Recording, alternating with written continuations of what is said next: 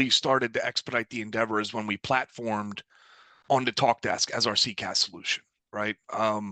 And from there, we began our due diligence by, sinking our teeth into its potential benefits, understanding how it can enhance our business processes.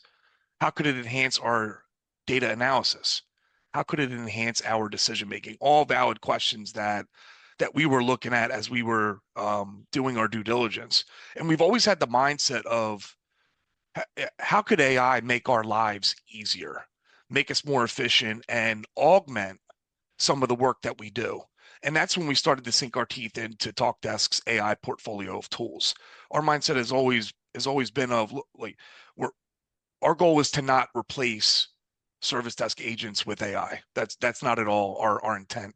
Our intent is to get efficiency gains and to make our agents' lives easier, make us more effective and better at what we deliver to our clients from an experience perspective by bringing this type of technology and resolutions closer to the user, making their level of effort minuscule as possible to get the answers and resolutions that they need.